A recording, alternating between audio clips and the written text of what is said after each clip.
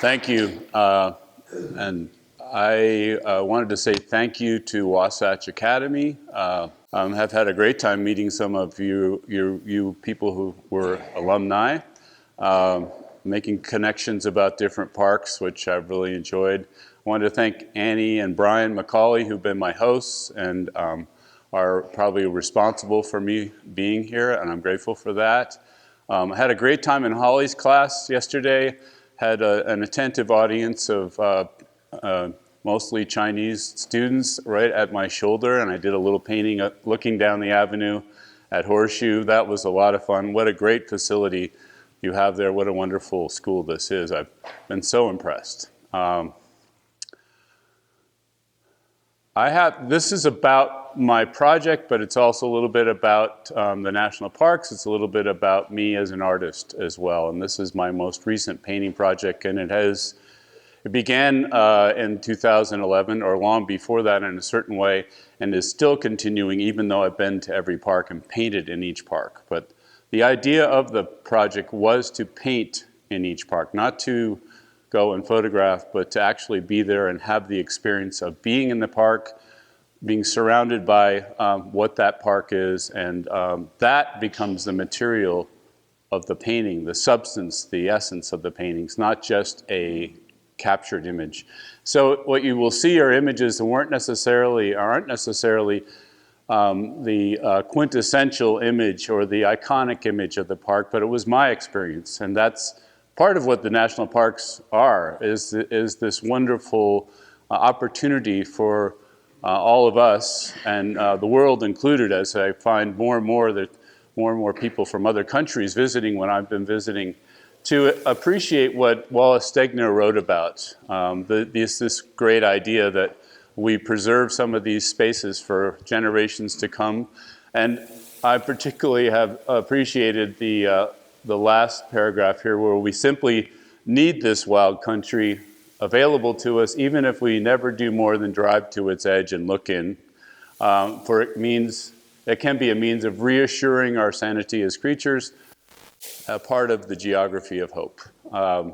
It has certainly been that way for me, and sometimes it has been mostly driving to the edge, but just knowing that it's there, it sort of feeds us. And if we take a few steps out of the car, or a few miles out of the car, we actually are much more engaged in what the gift of these parks are. So I wanted to talk a little bit more about a couple people that I should acknowledge. One who's not here, my wife, but I couldn't have done this project without her. I have to say that what you see, it has a lot to do with the planning and the sacrifice and the inspiring of this idea. In fact, we came up with this idea together. So I wanted to acknowledge my wife, Jane. And then I wanted to say that one of the elements that started this idea, I realized came from way back when I was 14, taking the quintessential trip across country with my family to visit the parks, the vacations trip in a big station wagon. And we were at the Grand Canyon, staying in one of those little cabins that are just off the rim. My mother invited us to get up and go to the sunrise, and my father and my sister and I decided not to, and she got up and had this wonderful experience. And ever since then, I regretted it. And ever since then, in a way, I'm assuaging my guilt for never getting up, and I don't like to miss the sunrise anymore. Some of the most beautiful things happen right at those moments before and after the sunrise.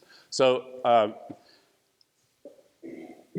some ideas that work into this. I'm going to be sharing some quotes, and then you'll see mostly images. But I love this quote by Barry Lopez, who has written a lot about our environment. And this idea, why is landscape so important to us? Not just as a subject like still life or landscape or portraiture, but why is landscape that important to us?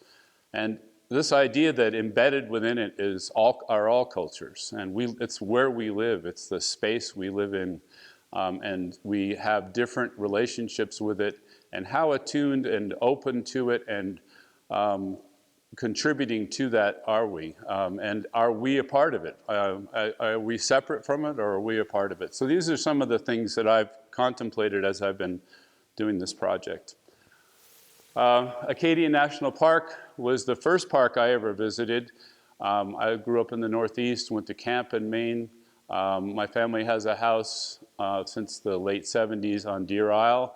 And if you take a ferry from Deer Isle out to Isle of Ho, this is the end of Isle of Ho, you come to a very remote part of Acadia National Park, not the one you see in all the photographs.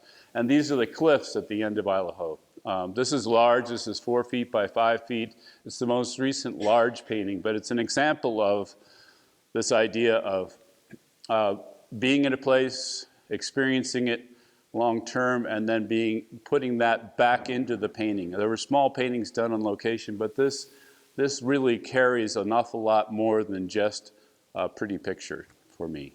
So I wanted you to see this because I'm quite proud of it. And also, it's how the landscape persists as a subject for my work, and also the idea of painting, because the substance of this painting is also in the paint itself. The way the paint is put on, the expressiveness of the paint, the surface of it, the color, those relationships are quite significant. Recently, Terry Tempest Williams, who is an admirer and I think knew Wallace Stegner, wrote a book about the national parks called The Hour of Land. She went to 12 national parks and contemplated her and wrote about her experiences there. And it's quite an interesting thing. And I just love this aspect that the national parks, especially at this time in our lives, are the breathing spaces for a society that increasingly holds its breath. And I find them such solace to have these islands of space to contemplate. Also, this psalm is significant to me in that sense that the large place I feel like I've been brought into, not just a physical, Grand Canyon massive scale landscape, but this idea of a place to work in as a painter. My teacher, Neil Welliver, who I studied with at the University of Pennsylvania, I felt like I finally understood what this might mean for him. He bought 1,000 acres in Maine. He spent most of his painting life in that 1,000 acres. He didn't need to go around the world or whatever for that, but he found a place that had parameters that he could dwell in and harvest so much from that particular experience. And I feel like this has been the large place I'm finding myself being brought into. So I've been really grateful for it. So a little background on the national parks and how this idea of painting the national parks kind of backgrounds what I'm doing.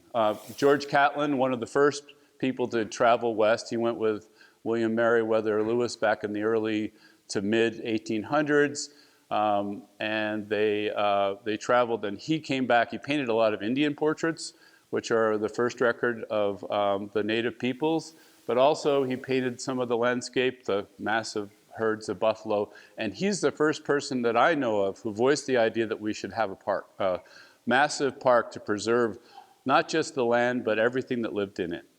And it was a thought he had, and I think how thoughts sort of appear in our consciousness of society, and they kind of grow. And I think he uttered something that now we are the benefactors of. Another painter, Thomas Moran, is the first to have come back with these gorgeous pictures of Yellowstone and other places, and are the reason we have Yellowstone National Park.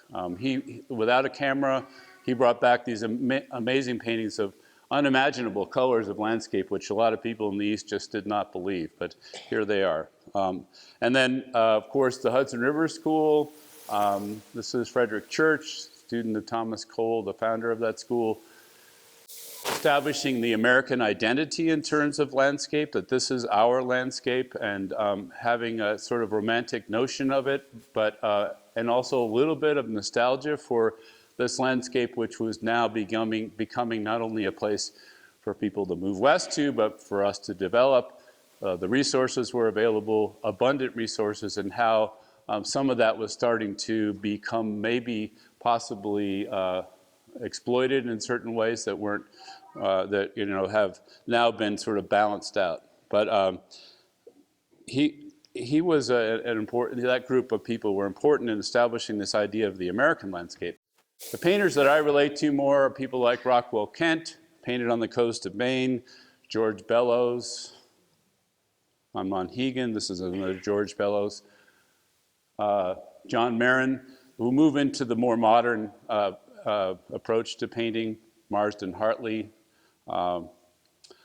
partly because I have an affinity for Maine and have spent a lot of my life on the coast of Maine or in Maine, but also my response to their more immediate and direct sort of emotional response to the landscape. Of course, Georgia O'Keeffe in the West, she introduced me to that idea and had a profound effect on the formation of my work.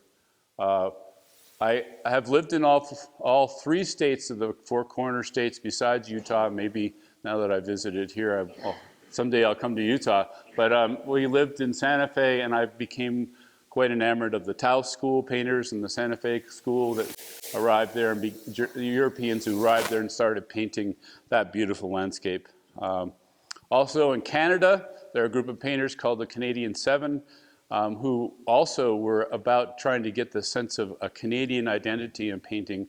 Lauren Harris, who recently has been the subject of a wonderful exhibition that Steve Martin, the comedian, organized. He's quite an art collector, but beautiful sort of metaphysical paintings of that northern landscape. There was one painter in particular that I was introduced to in graduate school named Tom Thompson, who was a part of that. He painted from a canoe often, floating in the lakes at sunrise and sunset, these sometimes as small as these beautiful immediate responses to those landscapes. And he has had a great influence on the way that I work. This is my teacher, Neil Welliver. The painting's probably about that big or even larger, but he also, as part of his process, which sort of influenced me, is that he would do studies on location, standing there in the woods with the snow, painting these smaller paintings, and he'd take them and blow them up into larger canvases in his studio. But I do also go back in the European tradition to other painters that have influenced me, like Titian. This is St. John, and it's a little dark, you can't quite see, but two things in this you'll see in a later painting. One is the way that the beautiful skirt, that beautiful white skirt, and then there's a dark blue thing that's happening in the top with black underneath and blue on top. I actually did some cloud paintings that borrowed from this idea of a way to paint. Constable, Turner, but particularly Constable, mostly because Constable gave you the sense of like you were there in the wet, misty, shining place. He had this great sense of giving you a sense of actually being there. Cezanne, who really is the father of modern painting, and his order and structure and idea of going back to the same place over and over again and finding something new every time to paint. Bonnard, in terms of his color, and you'll see some references to that in my painting, that intensification of that experience of color in the landscape. I grew up in the age of abstract expressionism and was deeply influenced by them, and in terms of the way paint can evoke certain kinds of emotions. And since then, I've learned that they actually were influenced by landscape a lot too. This is Franz Klein, this is de Kooning, and often he would walk by the ocean on Long Island and watch the water and the reflections in the water, and he'd come back and do these large canvases, would actually reflect some of that same movement. Hans Hofmann, in terms of color. And then another painter who's continues to be very influential to me is an abstract expressionist named Joan Mitchell. And she moved from New York to near where Monet lived and bought a house there and lived most of her life there. And her paintings, as you can see, reflect this idea of landscape, flowering trees and water and all this kind of stuff, but in more gestural, immediate, abstract terms. So she has been a strong influence. There's a contemporary painter named John Walker who paints on the coast of Maine, painted the same cove for 20 years, and these are some of his responses to that mud flat, the tide coming and going. But this is an important piece, and you see these little paintings up here. This is partly how I got to this idea that small paintings could be important. Sometimes you think, you know, a big painting's really impressive, but it's the only way you can do important work. But I realized when I saw his work, and I'll show you some of my earliest ones of those, that a small painting could say as much or more than a large painting. And like a beautiful little sound poem can say a lot more than a grand symphony sometimes. So these are his little bingo card paintings, which he's done hundreds of this same cove. A British painter named Frank Auerbach, mostly because of his use of paint. Even his figures, there's a kind of quality about the surface. And the surface of paintings can say as much as the color and the subject. Because think about it, that person touched that painting. So if you're looking at a Titian or a Rembrandt, you're communicating immediately with that person who touched that paint and moved it around. So it carries this substance to it, which is hasn't been celebrated that much, and I'm conscious of it when I paint. A more recent painter named Eric Aho works both from memory and directly from his experience, and I kind of relate to his thought process. Okay, John Marin wrote this. You're going to paint the landscape. You're not just going to pick a pretty view. What is it about that landscape? Let it speak to you. Acknowledge it. And if you get some kind of response from it, and then it bows to you, then you should be able to paint the landscape. So I have often carried that idea with me as I have worked. So the beginning of some of my work, this is right after college in the late 70s. And in Illinois landscape wedged between the Mississippi and the Illinois River called Calhoun County. And I became enamored of these folding fields that were there. And they're gouache paintings. They're 22 by 30. You can see some of the abstraction in there. You can see some of the light and color. That was the beginning of the idea that landscape was a subject that I could actually, it was okay. If I loved landscape, then I could paint it, and I decided that was for me. Contrary to that, I did I explored some ideas in graduate school, including figures and abstract painting. This is like a watershed painting for me because I realized, this is life size, I did a whole series of these, that I had actually made a painting that I had made some really clear formal decisions about, and that it embodied a certain character and quality. There was a presence of a person there, even and my young self looking hard at myself in the mirror, scrutinizing myself, even if it wasn't fondness or whatever. But anyways, I went on to graduate and went back to the coast of Maine, which I painted on lots of times. Began painting back again in gouache or watercolor. I traveled to Scotland for about 8 years every year. I painted in Scotland. I carried these portfolios with pieces of paper and spread them out if I wanted to make them bigger. This is in Glencoe. This was another painting which was influenced by Joan Mitchell, who I mentioned before. I saw a show of hers in Paris when I was over there, and you can see the kind of gestural brushstroke, but this is standing beside one of those torrential streams that happens when it rains in Scotland, and it takes the tannin from the water, from the peat, and they become golden and beautiful, and then these black rocks and things like that. So it was a really important moment for me, painting-wise. Another thought to keep in mind that I was also trying to learn more about, not just looking at the surface of things, but also to look more deeply and to understand what that substance is there that we live with, we experience, it's not just about, oh, this is a tree and this is water, but what does that mean? And I think trying to get more of that in the painting. What does light mean reflecting on the water? Not just the physical aspect of that, but what is the substance of that? I moved to New Mexico. These are from north of Santa Fe and in Arroyo, south of, just below where we lived, and began to be influenced by this whole western landscape, falling in love with it. This was the view from our house north of Santa Fe towards the north. And I became particularly enamored of the sky, as you will see later. We also moved to Arizona. This was about a half an hour from my house, and I could spend a lot of time standing in the landscape, painting in the desert without the light changing so quickly, and getting used to this whole new landscape. But I became really in love with these clouds, with this idea of the sky out here in the west. And so I began almost exclusively to paint sky.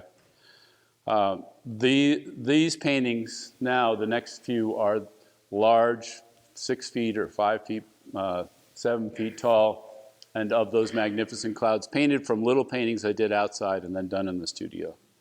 Here's the Titian painting. You can see the white, the effect of St. John's robe, and then the sky, which you can't still see here, is that blue and black underneath it, and it affected this painting. There's a whole series of paintings of this cloud changing its form. Often painted from memory. This is from driving north towards the petrified forest. Amazing clouds that happen in that moment, and then up above there's this amazing little bit of blue sky while the Virga is dropping down. This is Georgia O'Keeffe country, Ghost Ranch. Spent some time out there painting along the Chama River. These are large, painted from smaller pieces. This is what I call Bonnard's Palo Verde, in homage to his use of yellow. This was in our backyard, but it was greatly influenced by it. It's 4 by 5 feet. I also spent time from Tucson going to the ocean and became sort of enamored of the idea of painting the ocean, that idea of something in movement. So I did some waves. I went down to Patagonia, Chile, and painted there on location in Torres del Paine, which was a precursor to doing our national parks. And then back to the coast of Maine, where one particular part of the coast. And I should mention this.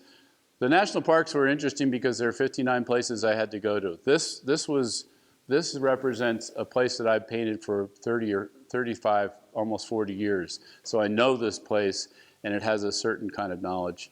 Painting in the parks requires a different kind of understanding rather than getting to know one single place. And this is another painting from our backyard in Arizona as well. But you can see some of the abstract kind of movement of the light in there. So the idea emerged that I should do the national parks because the places I wanted to paint were a lot of national parks, and my wife and I talked about this and said, well, maybe you should just try to do them and do all of them. And at that time I was young enough, and we thought, well, maybe you could do it by the time you're 58. Well, that didn't seem to work out very well, so I turned it into 58 in 58 months, and I was off on my journey to do that. This is a road on the way towards the Great Sand Dunes in Colorado, traveling across from Gunnison, Crested Butte area. So right as we were coming up with this idea, we lived in a little town called Crested Butte in the mountains. Small house, no studio, and I had a bunch of scraps of masonite lying around, and I thought, well, I could paint on those. They're like postcard sized. And this is where I realized that I could actually put the same kind of focus and energy into these little paintings, and they became the basis for this whole project. This was like a watershed moment. These are just postcard sized paintings standing out there in the snow. And there's so much that I found I could actually bring into them that I didn't need the grand, broad landscape. This is back looking down at the Mississippi River from where I teach right now. So I love this idea that a good painting concentrates the experience of a being. And that's kind of, if that's anything that my painting's been about lately, is about how these little paintings, or the paintings I'm showing people, concentrate my experience of being there in that space, hearing everything that's going on around me, smelling it, experiencing it. So very first painting was in Canyonlands. This is in the Needles section. This was in March of 2011. I changed my painting setup since then, so it's a lot more mobile. My wife and I had been camping with friends before this, at that night before, and we were car camping. So I wanted to get up and paint, so she had to come with me in the car, and we drove out to this remote spot, and she slept in the car while I started. but obviously she got up in time to take a photograph of me painting. And it was at sunrise of the needles. Well, that became this painting, which the Macaulays have in their house now. This was the very first National Park painting, and then that became a large painting. So that's, if you go back, that little painting, and then this larger one, it's a little dark in the lower part. You can't see all the colors. It's a 4 foot by 5 foot version of that idea. And it expands on that particular moment, the memory of it. Great Basin National Park, I've talked to somebody about that recently. It's not far from here, wonderful remote place, and I found out it's maybe one of the highest ones in the whole park system. This is up at below Wheeler Peak with the remains of the glacier up there, just past the bristlecone pines. I did this little study there, which became this big painting, which is 5 feet by 4 feet. So you can see that this is the essence of it, kind of on location. Then from memory, from photographs and other things, this became the large painting. And you can expand on that idea, develop it further in the studio. Again, at Canyonlands, weather doesn't always cooperate, gray kind of day, but back in the studio, you know, you're Lord and Master of what you do when you're painting. And this is about 7 feet wide by 5 feet tall, I think, and I could really bring out some of the color that was happening in there and develop it. Spent Christmas at Sequoia and Yosemite a couple of years ago and painted this. I think this is maybe New Year's Day or New Year's Eve, I can't remember. At the base of the Sequoia, you can see how small the painting is in relation to the paint tree. The idea of bringing something that massive into that scale.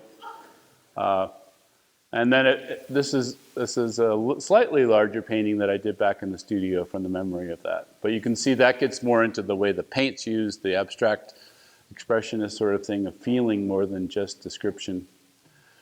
One on the left is small, and Holly and I were talking about adding pieces together, different panels together to make it work for wherever you are. This is another example of that where I took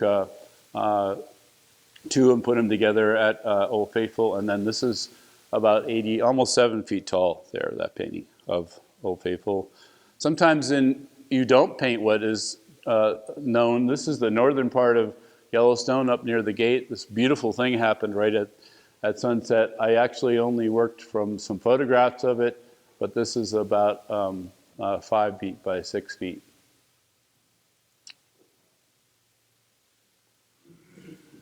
So being out there, and you all may have experienced this if you sit somewhere for a while, you begin to, and when you're painting, you're so involved with painting, you don't really think about what's going on around you. You begin to hear stuff, you begin to smell stuff, and things happen. The weather shifts, an eagle flies over.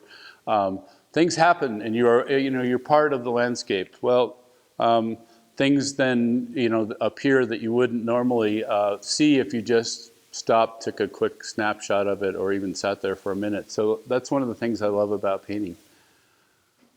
Zion National Park, I'm sure many people have been there and have walked up the Narrows. This is in the Narrows.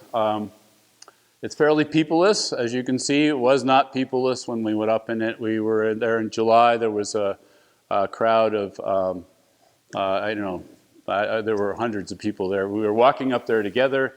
And at first I was a little bit grumpy about all that. Thought I just want to be there with nature by myself. But then we all began to sort of help each other, and we're overwhelmed by the massive, the magnificence of that space. So I did do several paintings, which I think I don't know if I have another. I did a series of paintings of that experience. It was really impressive. And I don't often do this, but I did acknowledge the presence of the people that were there. There was a young man with a brightly colored fuchsia shirt on the right, and there was somebody swimming in the middle of the water, and you can't see another sort of thing. So I left that presence in color, not so much description, to let them feel like there were other things going on there besides this amazing space we were in. Talked to somebody yesterday about Trail Ridge Road and Rocky Mountain National Park and where I painted. So there are these stacks up on the Trail Ridge Road, which is at 11,000 feet, and an amazing spot. I had to sort of just step off the road, and it's deceptively peaceful because by the time I got started painting, the Winnebagos and the Harley Davidsons and everything are sort of rumbling by in the background behind me. But there in front of me was this magnificent view. This is 5 feet by, or 6 by 7. It's a really big painting. Capitol Reef, talking to somebody just recently, somebody who grew up here in the audience. And this is right at the beginning of it in Fruta, sunset above the campsite where we stayed. I did a small painting there, and then I have this is a large painting. This is also in Capitol Reef, out in one of the canyons.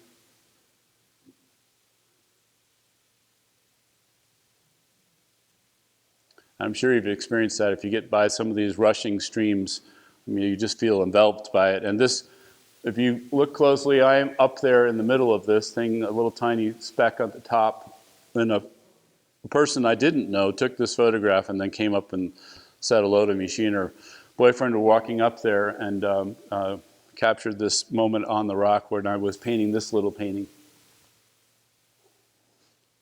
That became this larger painting, which was from the memory of that and from that experience of the music of those waters and the amazing color that was in it. This is in Olympic National Park, a place called Staircase, if you've ever been there. And this the sentiment here, this idea sort of speaks to what I mean about being out there and things happening, because this morning I was out in Teddy Roosevelt National Park, way up in North Dakota, and I got out. I didn't think there was going to be much to paint because it was all pretty misty, but the mist lifted and I was painting away. And then I began to hear noises behind me, and out across on the other side of the river was a herd of buffalo that had, with a lot of young, you can't really see them, but they're sort of all grunting affectionately to each other, I guess, and came out. They did not come across to see me, but it was a wonderful thing to sort of share that moment with them. This is the little painting I did on location. Gates of the Arctic in Alaska. Alaska alone was an amazing experience, and getting there, because you can only drive to 3 of the national parks in Alaska, and even then you have to work your way in there somehow by boat or some other way. So this is Gates of the Arctic, the farthest north. It's above the Arctic Circle. You fly into a town called Bettles, which is even an adventure to get there, and then you have to wait for the weather to be right, and I hired this guy to fly me in to the gates, which is where we're going to land out there in the middle of one of those gravel bars. And we landed, and I spent about 2 to 3 hours out there, and then we flew back. I was not prepared for an expedition and being there, but that would be a magnificent experience. It's probably about these parks up there about the wildest experience you can have in our National Park Service. So I experienced. So this is right in the gates. This is the little painting I did there. I also went to Wrangell St. Elias, which is it's a magnificent and massive park. It's huge, many times larger than Yellowstone. And one of the experiences you can have there is to walk out on the glaciers. So my son was with me. We hired some crampons, and we teeter-tottered our way out onto the Root Glacier, and I did a few paintings out there. It was really wonderful experience. Also, sometimes the only way to get close to the glaciers or anything was to go by boat, and this was the National Park Service boat in Glacier Bay, which I just loved. It was a wonderful time and place to be. This is Johns Hopkins Glacier, if you've ever been there, and I had about 45 minutes to paint a little painting, and the captain was quite nice, and he understood what I was about and said, "I like what you're doing. I'll give you a little more time." So we lingered a little bit longer, but I had to finish the painting in about 45 minutes with an audience, a lot of folks around. A magnificent place. This is the little painting, and I've started some larger ones from that.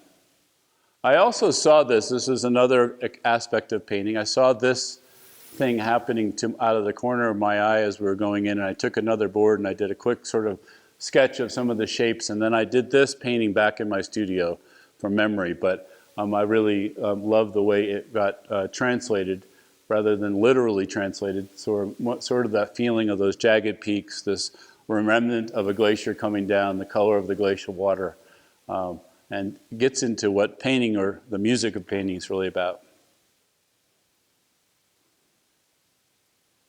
So I'm going to just show you a few more places that I've been that they're wonderful experiences. This is the Channel Islands, Anacapa.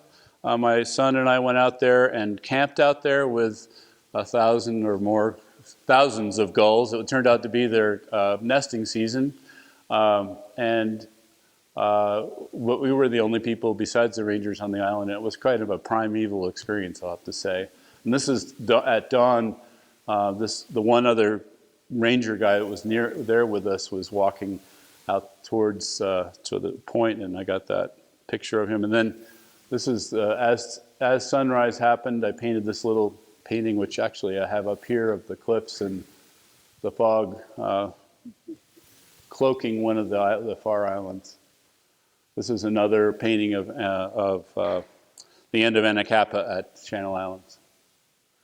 Not everything works out as you hope, and I didn't do enough research in terms of whether I could paint in the cave.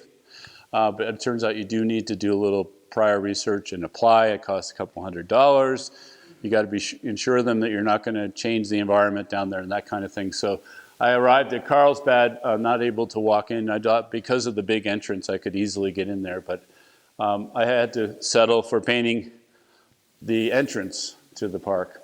Someday I'll go back. I have been in there myself before with my family, but I planned ahead a little bit better at Mammoth, and this wonderful ranger took me on a 2-hour private tour of the cave. So I was in the cave with her, and it was us alone in the cave. It was an amazing experience. And then she arranged for me to paint at the original entrance, the natural entrance. So I set up inside behind the waterfall. And it was an amazing experience in that I had a sense of how much light changes when you're in the cave and not in it. And every time I would mix some color on my palette and then I'd look up, my eyes would go to that color, and then my eyes would try to adjust to my painting. So I wasn't really even sure what the color was that I was putting down. It just came, but anyways, it worked out. And it has a little bit of that sense of being in the cave looking through the waterfall. I love waterfalls. This is in the Great Smoky, this painting. There were several of them I did there. Mount Rainier is another wonderful place, another great experience, but it also can be kind of crowded in the summertime. Some of the pathways are, a little bit like interstates going up with the baby strollers and everything. So my wife and I amazingly found our way to the Moraine Trail, which is off the edge and goes down to the very edge of where the glacier used to be. And we were they maybe saw 2 or 3 other people down there. The wildflowers were spectacular. So I found that when you do go to the parks, with a little bit of effort, you can get away from the masses or the place and have some kind of a unique experience. So it was wonderful going down in there.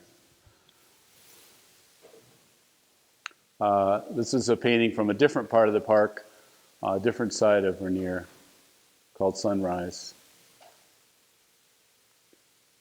So this is a park sign at the edge of Kings Canyon, which I never quite got into. So the meaning of Wallace Stegner's words really resonated with me at that moment. I could only get this close, just inside the park, and look into the canyon as the sun was setting very quickly. It was New Year's Day, I think it was, and really cold, but had to paint. So we did, and there was another photographer there who took a few photographs of me, and this is my setup and little painting, and then this is, I have it up here. This is what I did there. I've not done a large painting of this yet, but I hope to. Another wonderful experience was landing on the glacier on Rainier, Denali. My son and I splurged, and we flew up and landed flew around the mountain, and then we landed on a little glacier. Had about a half an hour there. It was amazing experience, otherworldly. And I did a quick little watercolor up there just to get, say I painted there, but also to kind of get the color, which is very subtle up in that area. It's just, it was an amazing thing flying in and out of there. Also, in Alaska, you have to fly in a lot of different places. This is flying into Kobuk River National Park. Is that right? Yeah, Kobuk Valley National Park. It's a river, there's these massive sand dunes, huge sand dunes up there. And then we didn't get to go into them because it takes some time and either hiking or boating. But I did have a great experience. I stayed in this little town outside the park, and I was able to hire this guy to take me up the river to where the national park begins at Onion Portage. This is Luke, has lived there all his life, and it was a wonderful experience because he could point out where they harvested onions, or where he'd shot the last wolverine, or where his mother was buried, or whatever. We had this, it was a rich experience. And this was probably, I don't know, 8 or 9 o'clock at night. He picked me up after work, and we spent about 6 hours going in and out, came back around midnight. Did anchor for a bit, and I got this little painting. That mound in the distance is where Onion Portage is. This is where the caribou migrate through here. And the beaches were littered with antlers and other remains of caribou there. This is in Denali. This is Polychrome Pass.